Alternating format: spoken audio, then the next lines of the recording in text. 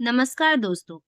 क्या आपने कभी सोचा है कि किसी व्यक्ति के मृत्यु के बाद घर में कुछ दिनों तक चूल्हा क्यों नहीं जलाया जाता?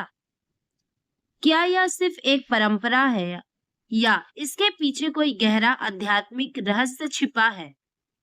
गरुड़ पुराण, धर्मशास्त्र और सनातन परंपरा इस विषय पर ऐसी बातें बताते हैं जिन्हें जानकर आप हैरान रह जाएंगे।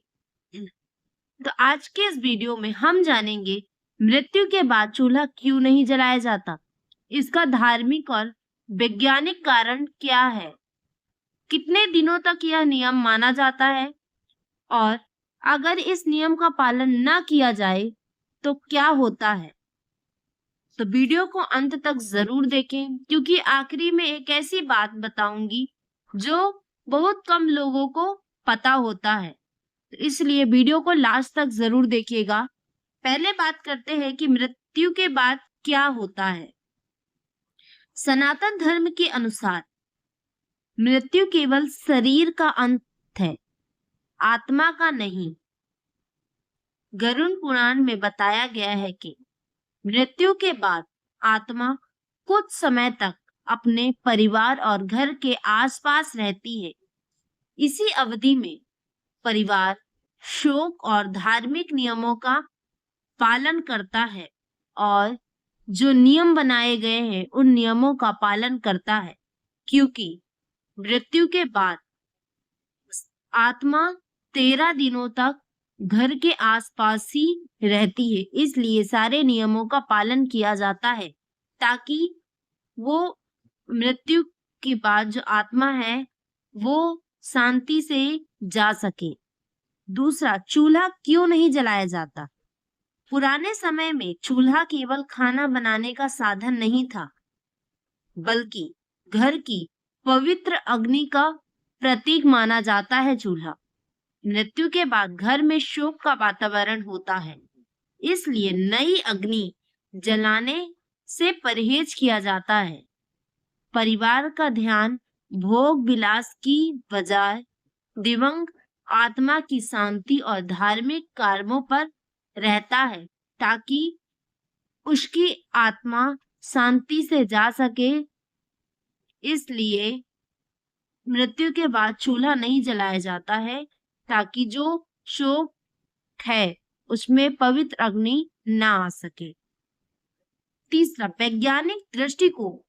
वैज्ञानिक रूप से भी पहले समय में मृत्यु के बाद घर की साफ सफाई, शुद्धिकरण और मानसिक विश्राम के लिए कुछ समय तक खाना पड़ोस या रिश्तेदारों के घर से आता था।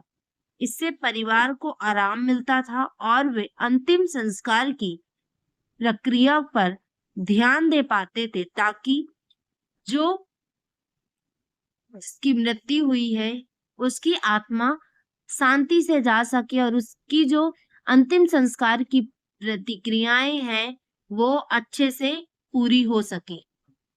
चौथा, कितने दिनों तक यह नियम रहता है? अलग अलग क्षेत्रों और परंपराओं में यह अवधि भिन्न हो सकती है।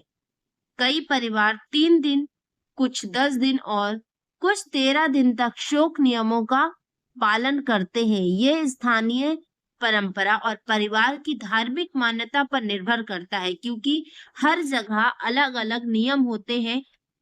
वो हर नियमों का पालन उनके हिसाब से, उनके क्षेत्र और उनके परिवार की परंपराओं पर निर्भर करता है कि किस इस जगह पे, किस परिवार में कैसी परंपराएं चली आ रही हैं। उन्हीं परंपराओं को लोग पार करते हैं, उनका पालन करते हैं और वो पीढ़ी दर पीढ़ी बढ़ती रहती है और उन नियमों का पालन किया जाता है।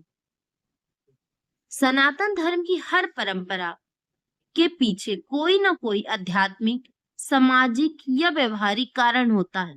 इसलिए बिना समझे किसी परंपरा का मजाक नहीं उड़ाना चाहिए, क्योंकि हर परंपरा, हर नियम कुछ ना कुछ हमें संदेश देती है, कुछ आध्यात्मिक तरीकों से जुड़ी होती है, जिसका कहीं ना कहीं कुछ रहस्य होता है, कुछ वजह होती हैं जिसे हमें पालन करना चाहिए, ना कि उनका मजाक उड़ाना चाहिए। और ये परंपराएं पीढ़ी दर पीढ़ी चलती रहती हैं, क्योंकि हमारे पूर्वजों ने भी उस परंपरा का पालन किया है और आज हम कर रहे हैं। कल हमारे बाद जो हमारी संतानें हैं वो करेंगी और उनकी संतानें करेंगी। पीढ़ी चलता रहता है और इन परंपराओं का पालन होता रहता है। तो हमें इनका अध्यात्म परंपराओं का सम्मान करना चाहिए और इन्हें आगे बढ़ाते रहना चाहिए। अगर आपको यह जानकारी उपयोगी लगी हो तो वीडियो को लाइक करें, चैनल को सब्सक्राइब करें और कमेंट में ओम शांति अवश्य लिखें। धन्यवाद। हर हर महादेव। ध्यान दें, गरुड़ पुराण और अन्य धार्मिक ग्रंथों की व्याख्याएं विभिन्न परंपराओं में अलग हो सकती हैं, इसलिए इन्हें श्रद्धा और विवेक के साथ समझना उचित है।